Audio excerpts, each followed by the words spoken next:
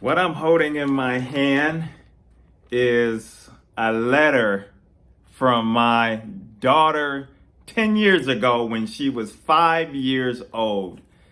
And I wanted to make something special and a little different today because I was going through I keep notes and letters and that's everything. As far as the kids go, just my own stuff. And I was going through and looking at some of her writings. She would always write me little notes and draw me pictures. And when I wake up, it'd be laying beside my bed on my nightstand. And it was just so cute and nice to have these little things. And I've cherished them. And I keep it all in a nice, everything she's ever given me in a container. And this letter right here is something I think that can apply to all of us, and it's a challenge to you and myself and all of us because children are just so innocent and so sweet. And just to hear the words, I want you to hear what she wrote in here. Her understanding of God, that the seed that I planted in her at that time at her early age, and as I continue to plant into all my children and family and friends, and just to show you the results that can be there for their understanding and just the reverence and the fear of the Lord that she has in such a good way.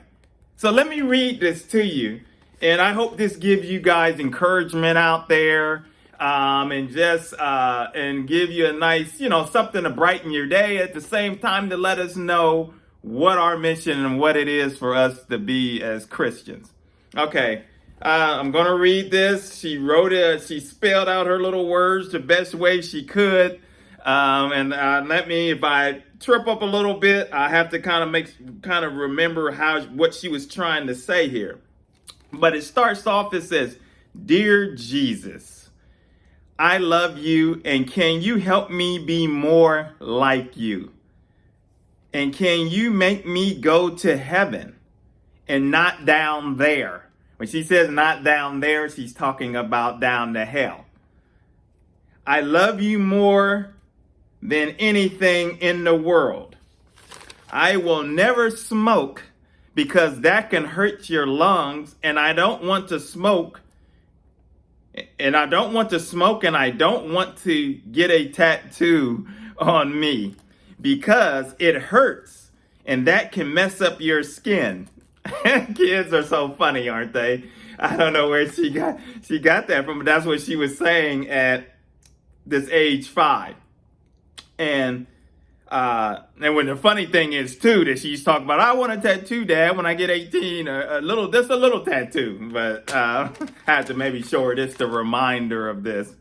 And on certain jobs, she says, talking about the tattoo, on certain jobs you can't. What's she say? In certain jobs, you can't wear tattoos.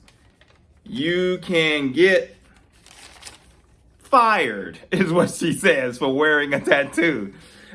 She says, back to Jesus, "You're handsome, smart, and I like your mustache, and you are my best friend, my father, and you're the only one who I want to say this to. Your curls in your hair are handsome." And this is funny because, it's off of pictures that you see. We do have a description in the Bible what Jesus looks like. But she says, "Your curls in your hair is handsome, my father. I love you so much. I just want to say I hope you make me go up to heaven. I love you." And then she put a bunch of X's and O's and things of that nature there, if you see. But I just thought that I would share this because at 5 years old, the understanding that she's like, the love that she's telling Jesus how much she loves him and how much she wants to be with him, and just talking about the goodness of Jesus. Not fully knowing at 5, how much do you know? But what she knows is what she's been taught. That's a good thing. That's a good thing. She understands that there is a heaven and that there's a hell, and that there's a place that for people to go that reject the Lord. She understood that. So I thought I would share that with you because that's what this channel is about. It's about evangelism. It's about sharing the gospel. It's about taking Satan head on and exposing him for who he is. That's what this channel is about. And I just think, and that's the challenge for you. If you're a Christian out there, share the love of God as much as you can. In what kind of way? Whether it's help somebody. You got some extra money there or something is going on. The Lord has blessed you.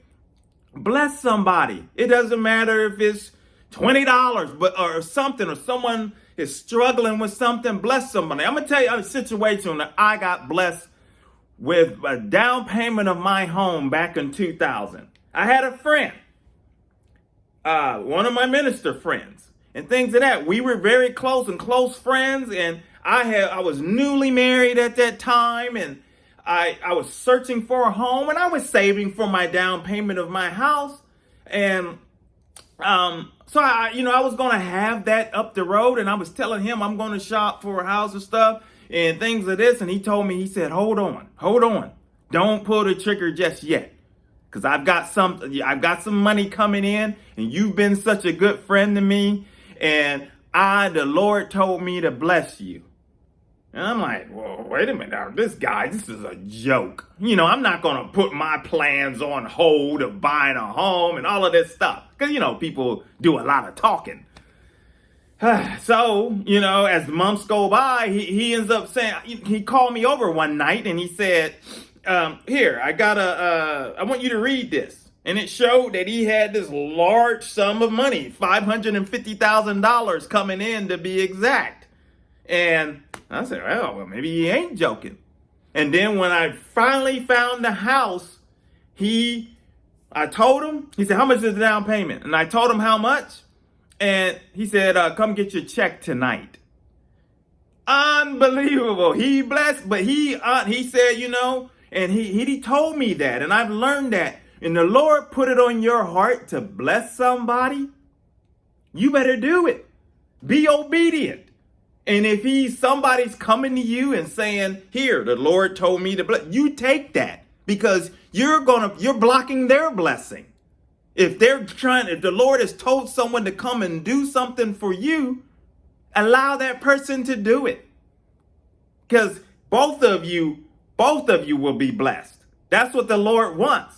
So whatever he puts on your heart, whether it's, I noticed this, single mother over here struggling, and it looks like her grass needs to be taken care of. And maybe, you can do it or have somebody take care of it for her. There's all kind of ways that blessings come to bless somebody in some kind of way.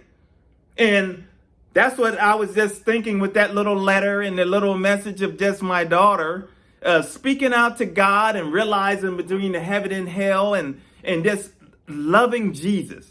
Love him for who he is and the many blessings. If you are alive and breathing and looking at this video, you're blessed. You're still blessed. You're able to, as long as there's breath in your body, things can change.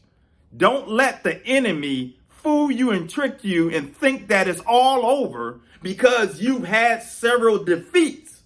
I'm going to make an upcoming video talking about a dream that I had about preaching, talking about going through storms. And I'm going to talk about that. So that's going to be an upcoming video here this week. So stay tuned.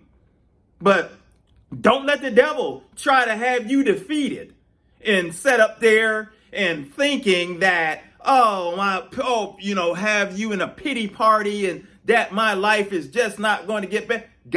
Jesus is with you always. He will take care of you. If he can take care of the birds and the little animals and everything that's out there, how much more can he take care of you? Don't worry. Don't fret. You might be the blessing. For those of you Christians out there, you might be the blessing to somebody else that opens the door to their heart to the Lord.